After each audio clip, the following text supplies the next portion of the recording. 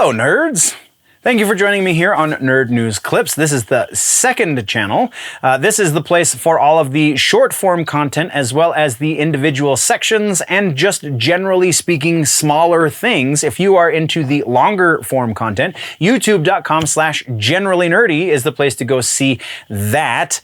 With that out of the way, let's get into this. Let's get into gaming and tech now. So we do have some follow-ups and corrections. Just follow-ups, I believe. So first up is Suicide Squad Kill the Justice League. We have news that it has been pushed back until spring of 2023. No real reason why that is, but it's also not a horrible thing. I've watched enough of, hey, what happened?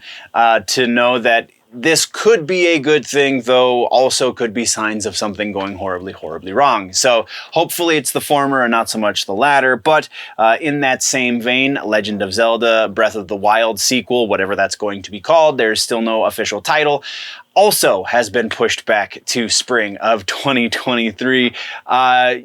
Generally speaking, when it's a Nintendo property, this is more of a good sign than a bad sign, but again, we won't know until it launches. And then, not in game delay news, we have Fortnite.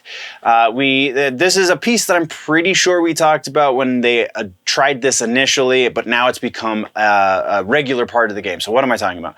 Fortnite, about a month ago, maybe even 2 months ago, tried a new game mode called the Zero Build mode. So you don't have to build, or you don't build at all. It's not an option to do.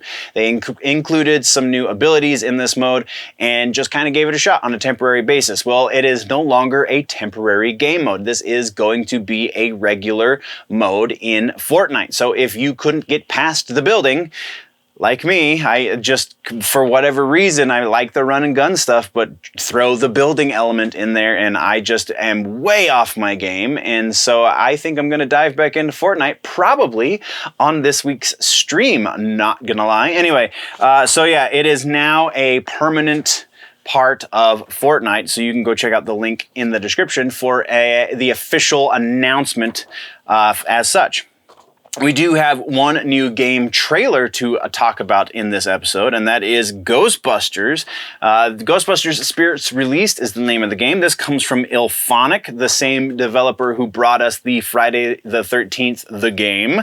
Also, they did Predator Hunting Grounds, so pretty cool credentials there, and a pretty cool idea behind this, because it's a multiplayer game that you can be either a Ghostbuster or a ghost. So pretty awesome. Go check out the trailer. It looks like it's going to be a lot of fun.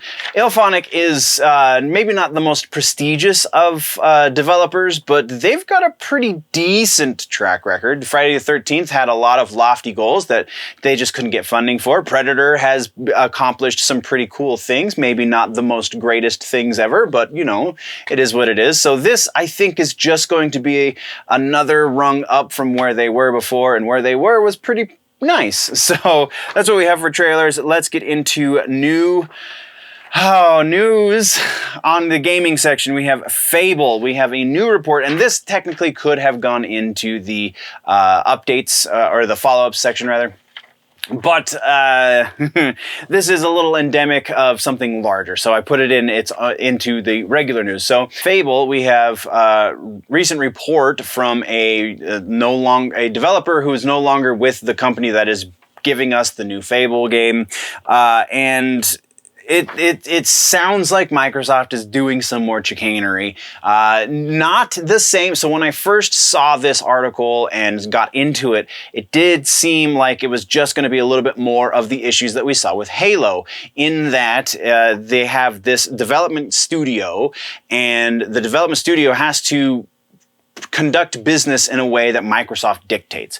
And so Microsoft is very big on having temporary employees, and with laws being what they are, you can only have a temporary employee for so long before you have to make them a full-time employee, in which case you have to provide them with more pay and benefits and so on and so forth. So in order to avoid that, Microsoft likes to have temp employees for as long as, for the maximum length possible before they have to become full-time employees, and then swap out all the temps for new temps. It's obviously not done good things for them, as we can see in Halo, but this is not exactly that. This, it does seem like there is something akin to that, and maybe even that explicitly. It's just not laid out in this report from this former employee. But we do see that they are giving IPs to studios who are going to come in cheaper and not necessarily have the most experience and potentially give us the best possible product. So Playground Games is the developer we're talking about very explicitly, and they don't really have any. They've done Forza, they've done racing games, they've done fairly well with that even. Putting out a new Forza every 2 years, I believe, this studio.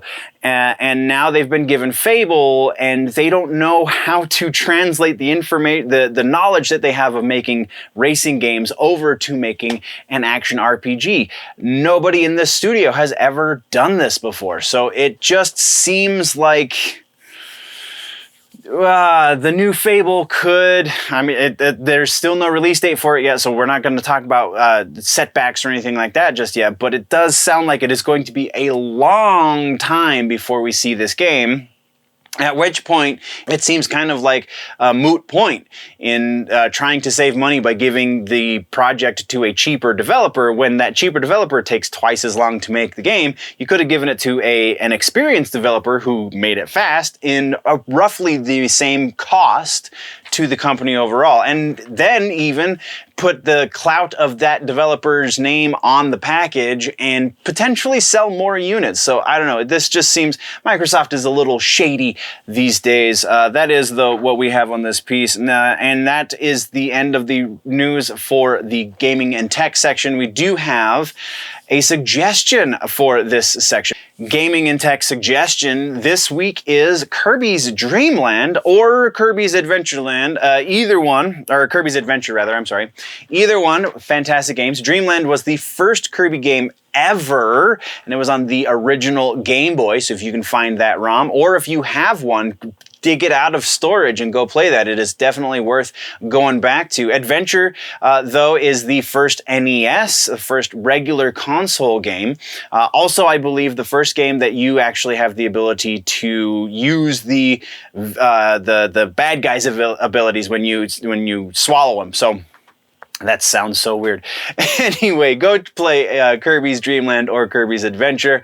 That is our suggestion for gaming and tech this week. Once again, this has been just a brief segment from the larger episode that has been posted over on the main channel, youtube.com/generallynerdy.